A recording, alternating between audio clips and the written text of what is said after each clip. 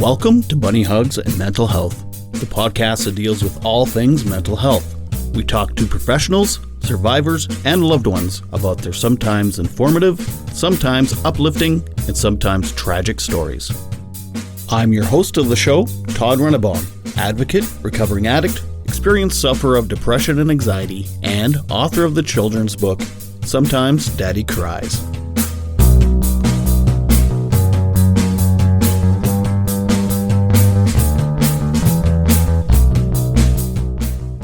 Welcome to another episode of Bunny Hugs and Mental Health. I am your host, Todd Rennebaum. Thank you for listening. If it's your first time or your 110th time, which is weird because there's only about 6 to 8 episodes, either way, welcome and thank you for listening. This week's episode is an amazing one. I'm talking with a young lady. Her name is Cece Cheng. But before I talk about her, I'd like to talk about next week's episode real quick. Next week, I am speaking with Mark Rizkala, and he is the CEO of Tulua Health, an addiction and mental health treatment facility based in Santa Monica, California. He's looking to become more active in speaking about new pathways to both mental health and addiction recovery through the use of psychedelics. Intrigued? Well, tune in next week. And really quick, before I talk about Cece, again, it was about a little over a week ago. I was diagnosed with ADHD, and I just want to say thank you to all the wonderful people that have been sending me messages and comments and things on social media. At the end of the episode, I'll tell you about how to contact me on social media, but it's just been wonderful. I appreciate all the support and all the love so much, so thank you very much. Okay, so now I'm going to talk about Cece Cheng. And she is also a CEO and the founder of a company called ShareWell. And ShareWell is an online peer support company. Not just that, she's had some struggles in her life with mental health issues and toxic relationships and things. So we're going to discuss that, and then we're going to discuss her company and just how helpful it is. And so you know what? I'm going to make this intro short and just say, without further ado, I give you Cece. I think that for me, as a bit of an anxious person, maybe a little bit too much of a perfectionist in my 20s, there was a lot of just trying to figure out what I wanted to do with my life. And that felt like a very large and looming question, right? What is the purpose of my life? And I think when I was younger, disappointments just hit me much harder, right? Things felt like a failure when really I could have viewed them as a learning lesson. But I think that when I was younger, it was hard to get that perspective on things. And still today, I don't have a perfect grasp of that. Sometimes something that, a breakup, or not getting the job I wanted, or anything like that, those can, depend on how happy I am in other parts of my life, like those can affect me a lot if I'm not being careful about, I would say, my mental health and my physical health, but all rolled up into one, right? If I'm not taking care of myself. Simple things like if I don't sleep well, then I'm probably going to be more anxious the next day. Or recently, it's a few glasses of wine the night before and I feel more anxious the next day. But for me, it's a lot of my mental health journey has been learning how to take care of myself better, so I can set myself up for success, but then also learning how to forgive myself when things, when I do feel anxious, learning to say that's okay instead of getting more anxious about being anxious. I feel all of that. I know, especially in the last few years, I've been having trouble with anxiety again. I've been pretty good for the last 6 months or so, but yeah, it's like I'm a great advocate for mental health until it happens to me, and then I feel ashamed that I beat myself up that I'm like this. And it's if I could take my own advice, that'd be great, but I don't usually. And do you think maybe when you were younger? Again, this was for me. I think it was anxiety first, and then depression. It's like the anxiety kind of morphed into depression in a way. Does that make sense? Like by the beating yourself up and the inner talk. Oh yeah, I think that makes total sense. I think, as when you're younger, it can be hard not to be hard on yourself. I think that learning how to be more lenient with yourself just takes a lot of work. I think it takes a lot of energy to know how to be gentle with yourself. Even now, that term, you're too hard on yourself or be gentle with yourself. Sometimes I hear my friends saying that to me, or I say it to my friends, but you're right. It's easier said than done at times, right? Because when you're being hard on yourself, of course, you feel like this is a big deal. And going easy on yourself would be to let yourself off the hook or any number of things. So it's hard. I think that learning how to be happy with yourself is maybe one of the perhaps the hardest thing in life. Were your parents supportive of you in your mental health as a kid, or was it kind of a generational thing? I'm not sure the term mental health. Yeah, I'm not sure the term mental health was I'm Chinese and I'm not, I'm not sure the term for mental health in Chinese doesn't come to my mind right now. It wasn't something that we very actively talked about. Of course, my parents were concerned if I was happy, right? But I don't think mental health as a term really was something that I really thought about until a bit later in life. And I still think it's a term that doesn't even just mean mental health because I do feel like physical health and all of those things, it all contributes to the same thing. A lot of times, the best thing I can do for my mental health is to go and take a walk. It's not necessarily to sit there and think happier thoughts. And so my understanding of mental health has really evolved over time, and I feel today it's probably a lot more holistic than it used to be. Hmm. Do you take any medications, or have you been diagnosed with anything? I don't take any medications. I haven't been diagnosed with anything, although, I definitely have suffered panic attacks before.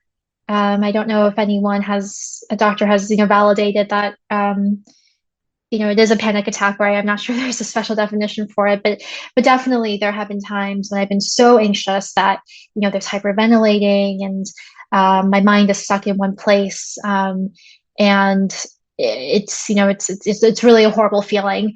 And those, I've had quite a few of. Enough to go to a hospital or see a doctor, or was it things you could kind of manage your way out of it and then see someone later? Um, yeah, definitely. I've called friends before during that time. I think that friends have been the most helpful for me. I have called my therapist, but not you can't always reach them, in the moments when you need someone. And so really I've leaned on friends the most.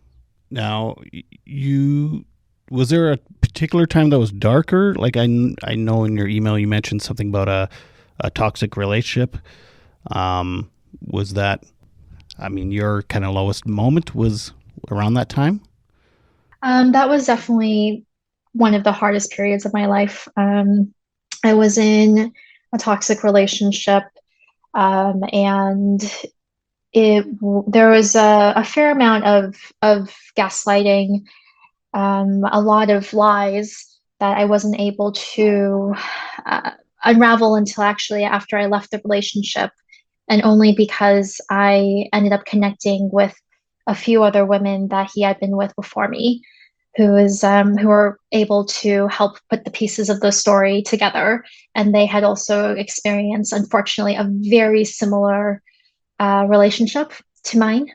Um, so this person had a habit of being very emotionally manipulative, lying about almost every aspect of their life, and that was really hard for me.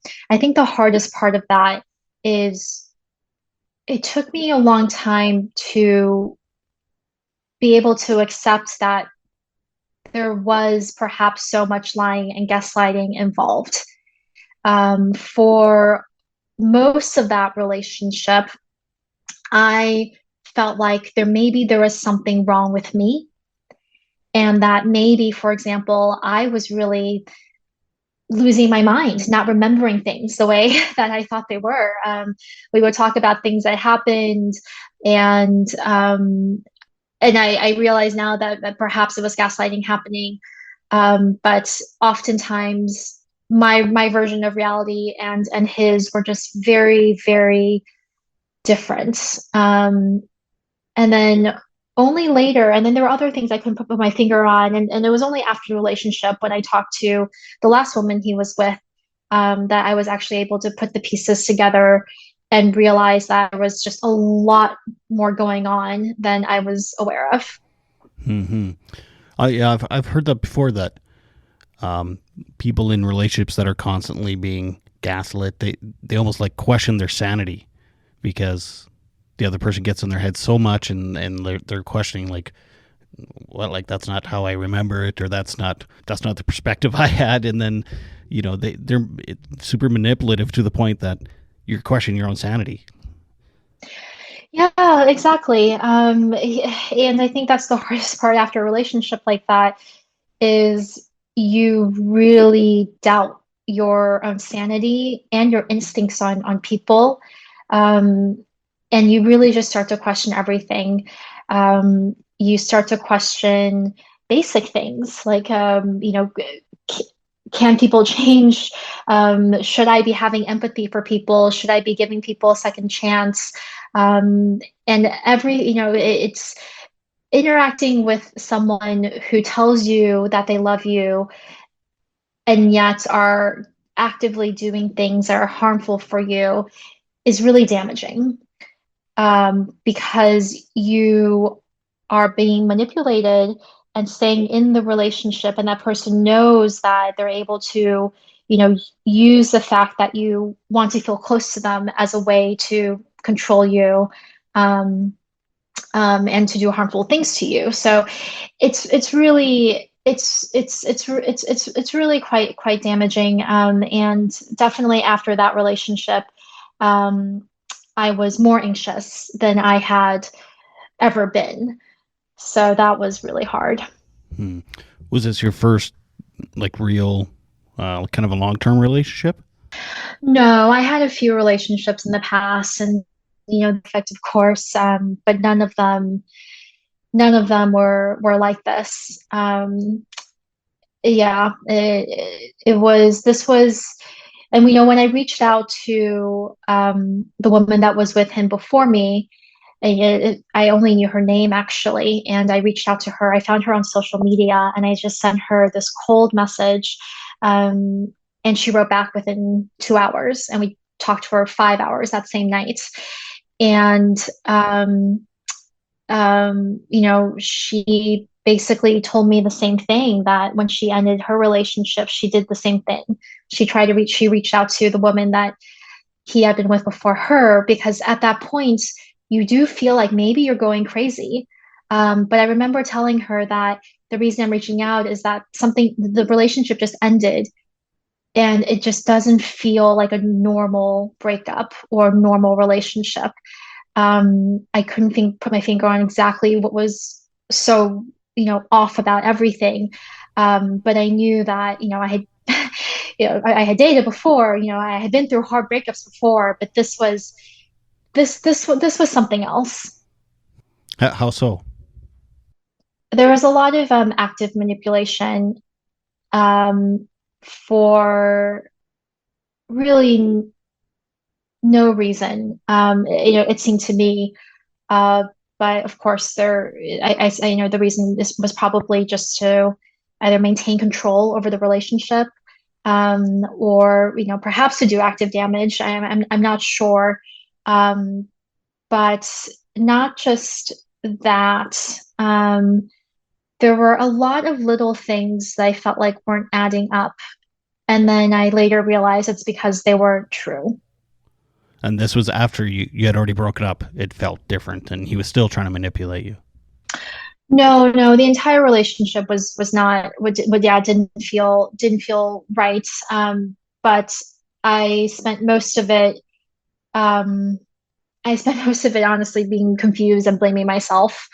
Um, but without getting into details, there was I uncovered something that was quite a big lie, um, and then I started to.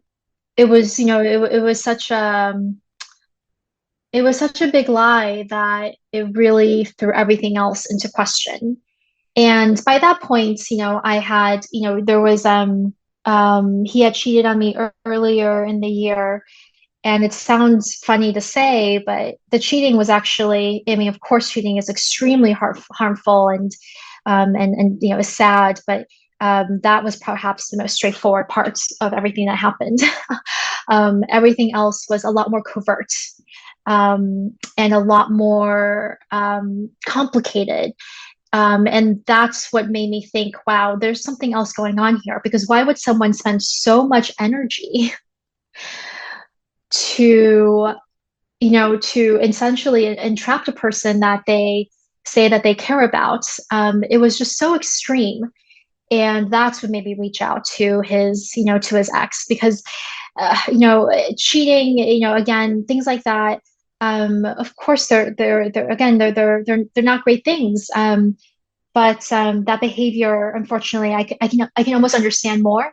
And but this level of I would say I would use the word use the word perhaps conning almost, was something that I felt like was beyond the realm, at least of what I had ever experienced within a romantic relationship. And so you end up leaving him. I'm assuming you broke it off. Um, and then you said you got your anxiety amped up. Was there also like embarrassment or shame, like, or you like, how did I fall for, like, that self-talk again, that beating yourself up, like, oh my god, I can't believe I fell for that shit, those lies and that crap. Definitely, there is a lot of shame, and that was actually what led me to peer support groups, because it was really hard to talk about what happened. And a lot, and it still is, even though I've done a lot of work on it, and the support groups have helped me a ton. But what led me to peer support was that I realized that it was only when I was talking to people who had been through a similar relationship that I felt really comfortable, because I felt like they understood me, and I didn't have to explain, certain dynamics. And I finally felt comfortable. My therapist helped me a lot during that period. Um, but what I really wanted was to connect with someone who just truly I felt like got it. And where did you find your support groups, your peer supports? Was it online? Yeah, so when this was happening to me, it was, in the middle of the pandemic, and so most cities were still in lockdown. So I actually had a really hard time finding support groups. I looked everywhere, and the best I could find were actually a few groups on Meetup, but they weren't being held very regularly. And then I also found Facebook groups, and I found some Reddit forums, but that's just texting and chatting, and I really wanted live conversations. So I ended up actually posting some groups of my own. I set up a Zoom link, and I scheduled some times. And one of the meetup hosts, who is, coaches people to help them recover from emotionally abusive relationships, she shared my link with her community, and I got 80 signups over the next 2 days.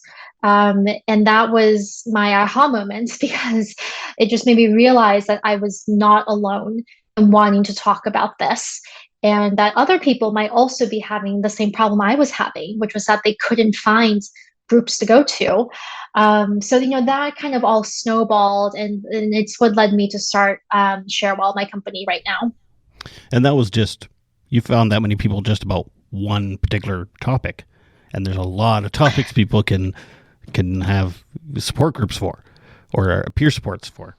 Yeah, that's right. That's right. And since starting ShareWell, I've hosted and joined groups on anxiety and depression, for example. Um, yeah, I think that peer support, it doesn't even necessarily have to be around a mental health challenge.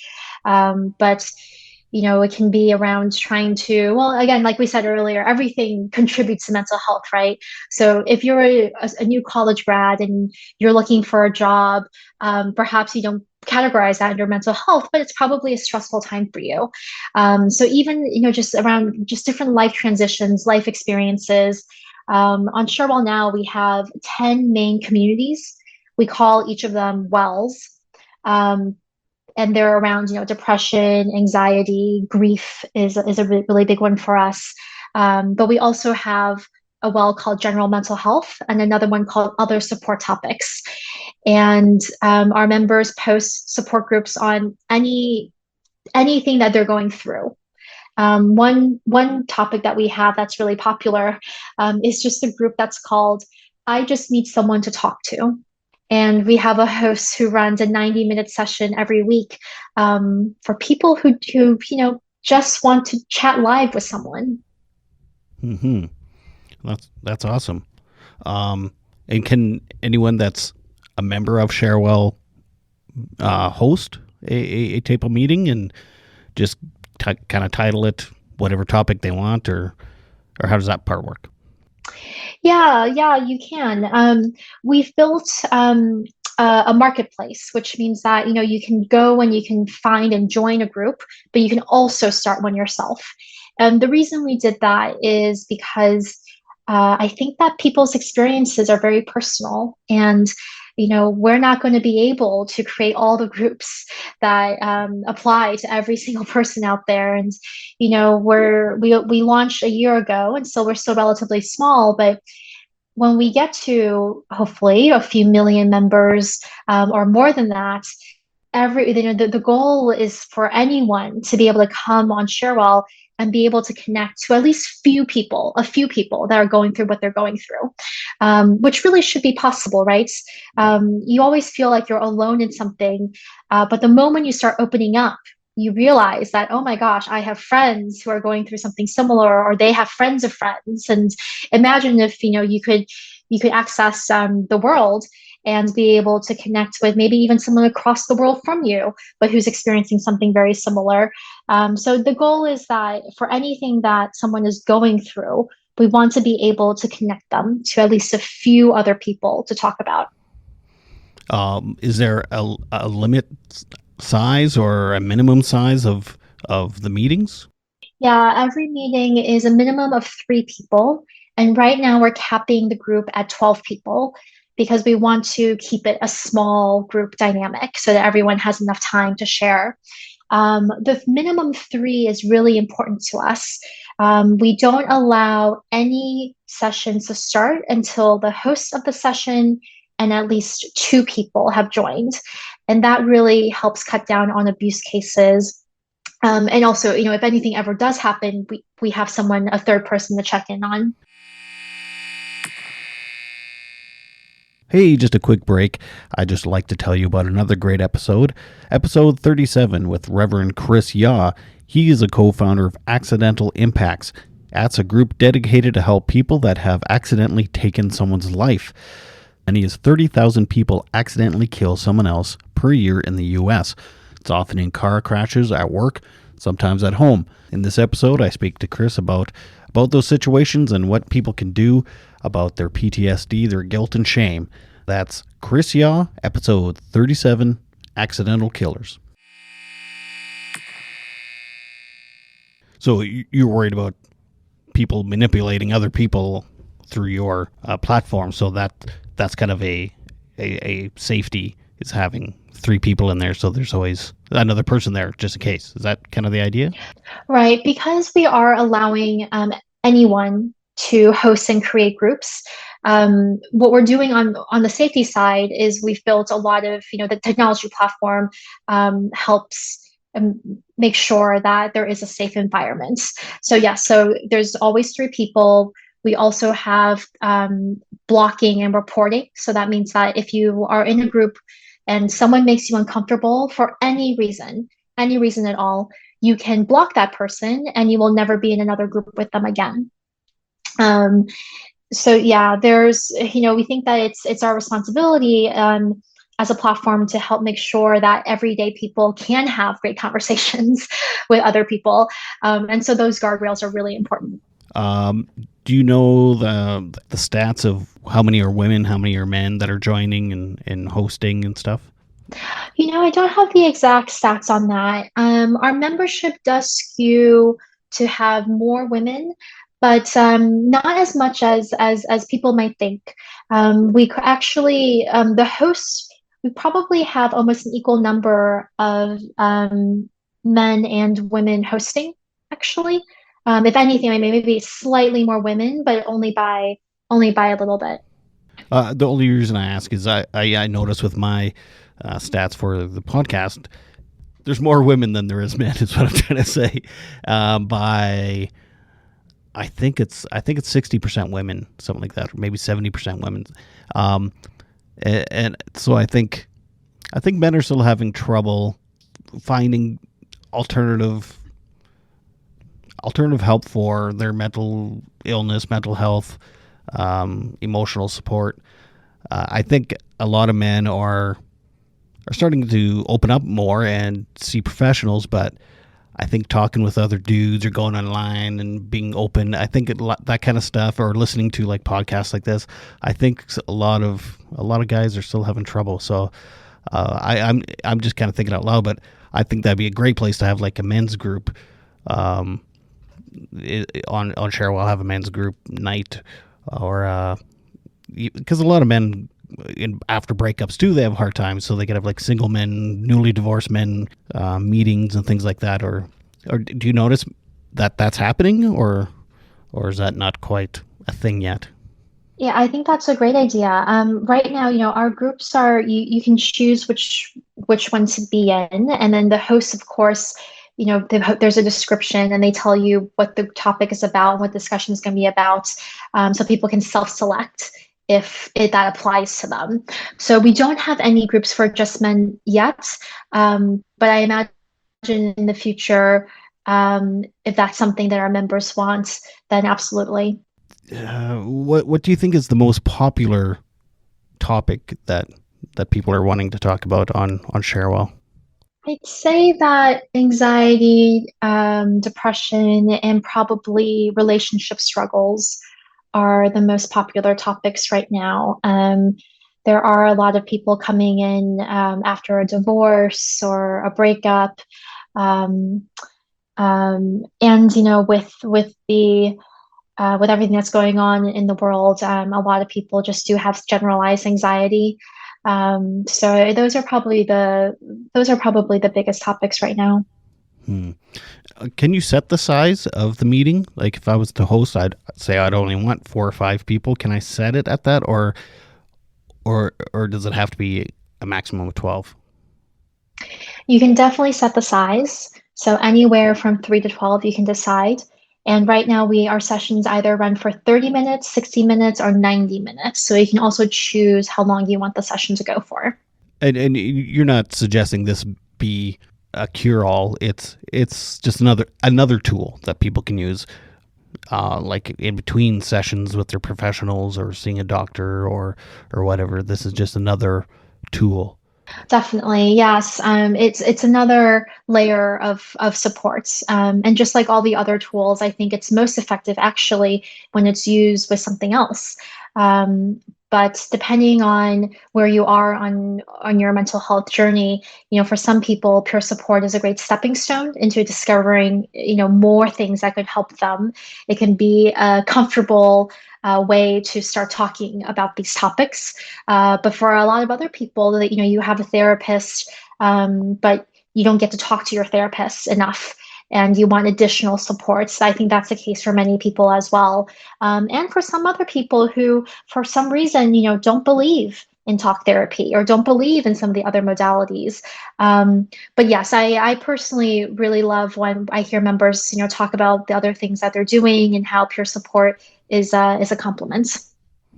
How often are you on there in meetings?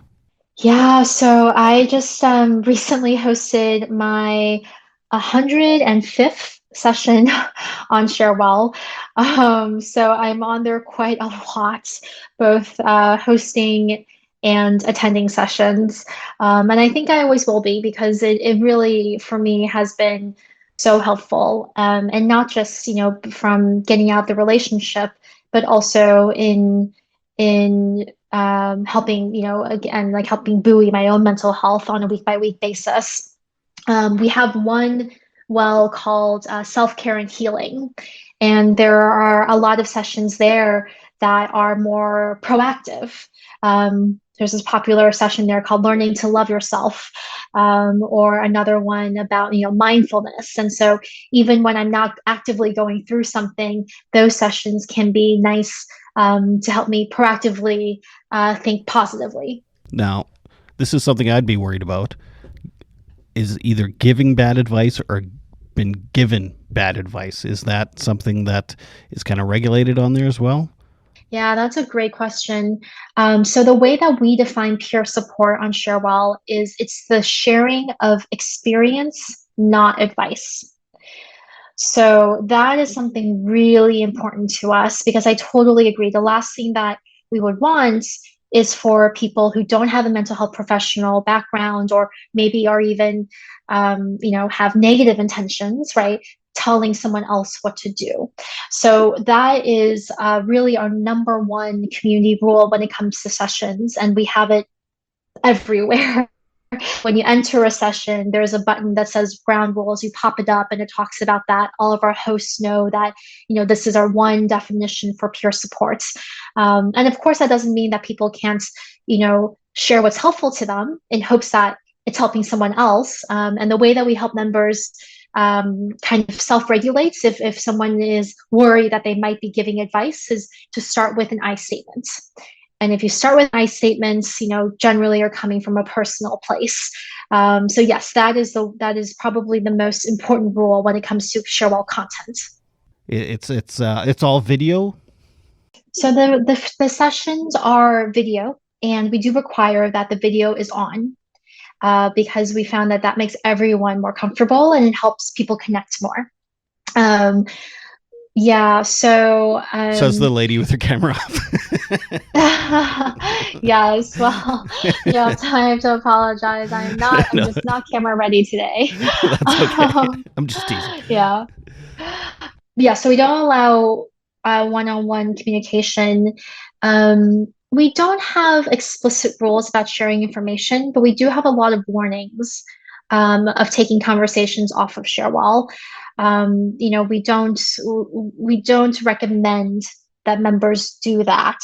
Um, but there's no way to prevent them, of course, if in a session someone says their email out loud. But we don't recommend it because off the platform, of course, there's no way that we can do anything about any of those interactions. So it is video. You have to have your camera on.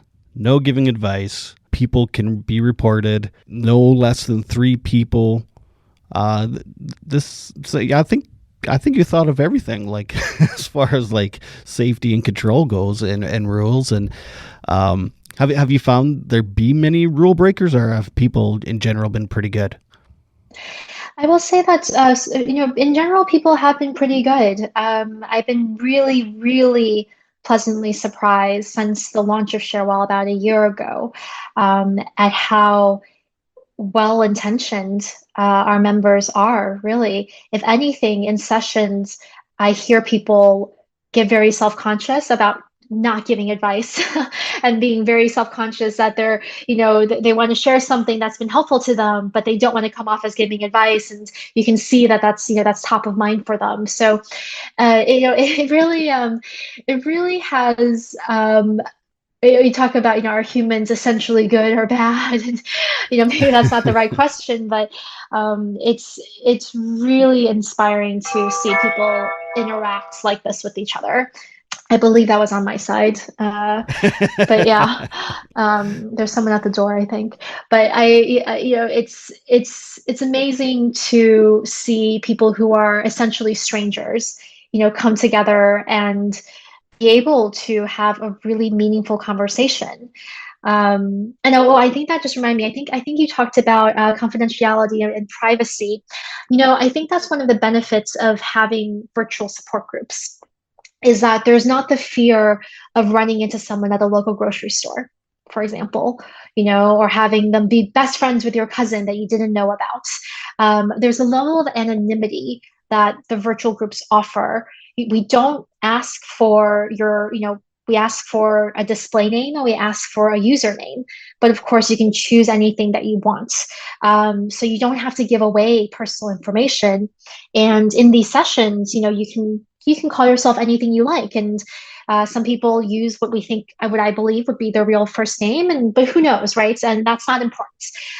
All of that isn't important because what's important is what you're going through and connecting with other people and what they're going through. So I've heard a lot of members say that they feel a lot more comfortable because of that reason. And then also, and this was interesting to me, I've had a lot of people say that they experience social anxiety, but that these virtual conversations are a lot easier for them.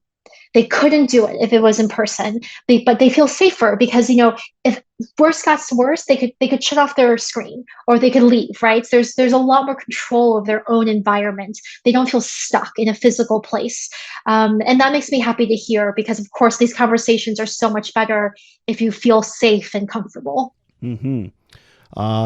Yeah, I totally understand all that. I actually interviewed a couple from Australia. They were on Netflix show Love on the Spectrum. So they're on the autistic spectrum. And on the show, they seemed really great with each other, but they were very nervous of the camera crew and other people. So I was worried when I interviewed them, but they were awesome. And we actually talked about it in the interview. They're like, well, it's different. I'm sitting in my house. You're on my screen. I can go to my kitchen at any time. I can just shut the screen off, So that really is a bonus for people that would never seek out peer support group otherwise. So I never thought of that. That's actually a huge bonus for a lot of people. And the other thing, I have some experience with peer support groups. They're 12-step groups, but still, it's a lot of the same rules. They're anonymous and no advice giving. I got a lot out of them. I was getting sober, and one was a mental health kind of a support group, 12-step group. I probably got just as much, maybe more, out of the peer support groups than I did sometimes out of the professional people I was seeing. So I think this is an amazing company you've started and just a really huge service that you're providing.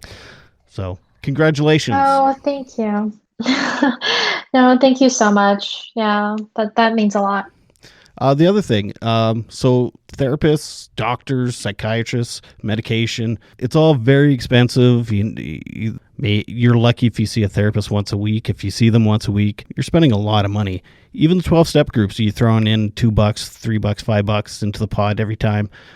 What does this service cost for people? Yeah, that's a great question. So right now we have two levels of memberships. There's a basic membership and an unlimited membership on ShareWell. The basic membership is completely free, actually. So that gets you access to all of our forums, all of our content, and you get to join one peer support group every month. And then our unlimited membership costs $10 a month, and you get to join unlimited peer support sessions that month. Right now, we're actually running a special promotion. And so an annual membership is costing $60, which is $5 a month.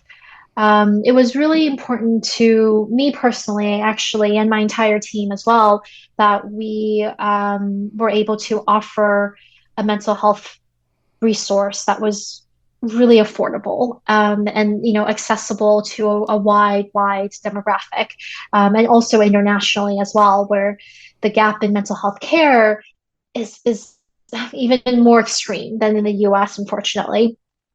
So, like you said, talk therapy is extremely expensive. In the US, an average session costs anywhere from $100 to $150 without insurance. And that's just, that's inaccessible to, the vast majority of people, I'd say it's really expensive. And so we wanted to offer, an unlimited membership that was essentially the same or less than the cost of, one talk therapy session.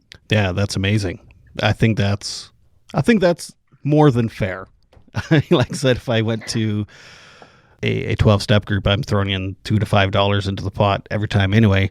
And so unlimited, you can go to 3 meetings a day on ShareWell for $10 a month. That's pretty good. And you're drinking good coffee because you're making your own. You're not drinking the crap in the church basement.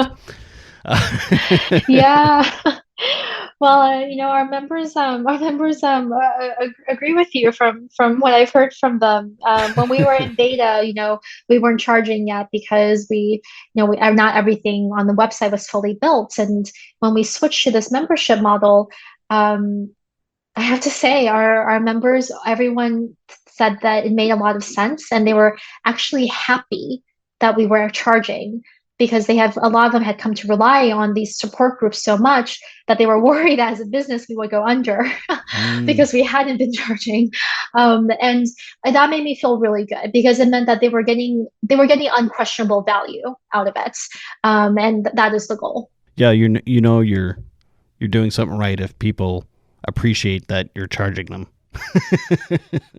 and I mean, and you've picked a good price if people are happy that you're charging them that price too. So that's good. I think you found a sweet spot where everybody's happy.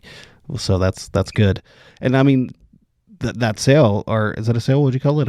Oh yeah. It's just the sale. It's a special promotion we're doing right now, because it's half off. Yeah, it's half off. It would have been $120, of course, for the year. Right. Yeah. I mean that is phenomenal. Like that's half the cost of one session with a professional. Peer support for me was super important. Again, I'm not saying peer support is the end all and be all, and if you can see professionals, do it, but I just think $10 a month is more than fair, and I think you will get out of it as much as you want to get out of it. If it's limitless, I mean, God, you can host your own meetings and call it whatever topic you want, and you could be having a bad mom day. You're just like, my kids are driving me nuts meeting, and I feel guilty. Yeah, no, exactly. No, exactly. But you're exactly, yeah, no, you're exactly right. It's I don't know about in Canada, but in the US, the statistic is 77% of people live in counties where there's a shortage of mental health care.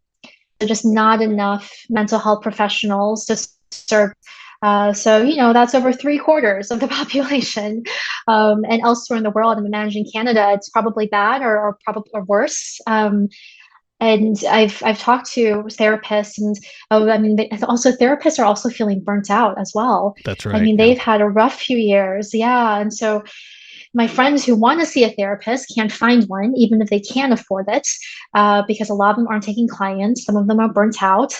And then most people it's really expensive, and it's really unaffordable. And so you have this growing, population who's suffering from anxiety, depression, from the pandemic, from world events, all of those things. Not enough therapists. We're not replacing those therapists with, with enough new therapists, and the numbers are actually dwindling, from a research I recently read. And so there just has to be another solution. Like you said, I also don't think peer support is the cure-all, but certainly it's better than not talking to anyone at all, right? It's mountains heaps better, and that's what we really hope to to bring to people. Either as a compliment, or if you're not doing anything at all, this is something that you can at least try, right? It's something that, is affordable. You can try it. You can, and on ShareWell, we give you a 2-week free trial where you can attend as many sessions as you want. And then for $10, and then it's $10 a month. So for $10, you can try 6 weeks of unlimited peer support and see how that, see what that does for you. Yeah.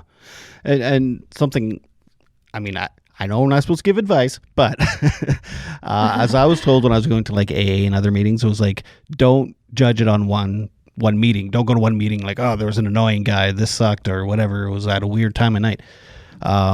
You have to try it for a while. It's like finding a good therapist too. Sometimes there's a bit of trial and error. You have to find the right group, the right people, the right topics, and the right things. So it might take a few meetings before you really, navigate how you want it to work for you. So yeah, if you're gonna do it, then play with it a bit. Do some playing around on it and figuring it out. And another thing, I do talk to a lot of people from all over the world on the podcast, from Australia to Britain and Europe and stuff, and there isn't one person I've talked to that said that they have good mental health system where they live. Like it's all over the world right now. Maybe it's always been like that. Just mental health services are lacking everywhere. I think it's amazing that you've created a place like this. Thank you. I appreciate that. It's we talk about the mental health crisis, and whether it's ShareWell or other peer support services, I really believe that peer support could be one of the solutions to help bridge that gap. And AA has been doing it for a while. Nonprofits host their own groups, but by and large, I think a lot of people still don't think of peer support as an option. And so that's what we're also trying to do, is to talk about peer support as being an option, especially for the younger generation that might think of support groups as something old and stuffy, right? But this is also one of our goals, is to make peer support more top of mind for people. So thank you so much, Cece. I really do think it's pretty amazing what you're doing. I appreciate anyone that's doing something innovative when it comes to mental health, especially when you're not trying to make $1 billion off of it. So I very, very much appreciate it. I know peer support groups have helped me a lot, so please check out ShareWell. You have nothing to lose. You can join for free. You can try out some meetings and go from there. Hey, what are you doing January 13th, 2023? You should come down to my gig. Well, it's not really a gig. It's a live recording for the podcast. I'll be doing a live episode with stand-up comedian Big Daddy Taz. We're going to be talking comedy and mental health. So, I think it's around 2 o'clock in the afternoon. That's January 13th at the Indian Head Grand Theater. You can I believe it might be free even. I don't know. But Big Daddy Taz will be doing stand-up comedy that night. And you can get tickets at grandtheater1904.com and check out that. I'm also going to be speaking at an event called More Joy Regina, Wednesday, January 25th, 2023. That's Regina, Saskatchewan. That's a city, for those of you that don't know. And it's from 7 to 9 p.m. at the Connexus Art Center. So you can check out that event as well. And another thing, if you have any youth and you would like them to maybe dive a little more into mental health things, go to youthmatter.ca, and somewhere on there it gives you a schedule of mental health talks on Tuesday nights. It's called Teen Talk Tuesday, and they have guest speakers, and all your youth and teens can sit around the computer and listen to some great mental health speakers. I've done some work with them in the past, and they are just an incredible group. So maybe you're saying to yourself, I don't have youths, I'm not a teen, I'm not a youth, I don't want to see you live talk, but maybe you'd like to follow me on social media. Well, you can do that. It's at Bunny Hugs and Mental Health on Facebook, Bunny Hugs Podcast on Instagram, and Bunny Hugs Podcast on TikTok. Don't forget to tune in next week where I'm talking with Mark about psychedelics and addiction and mental health treatment. Also, don't forget to make your beds and take your meds. Bye.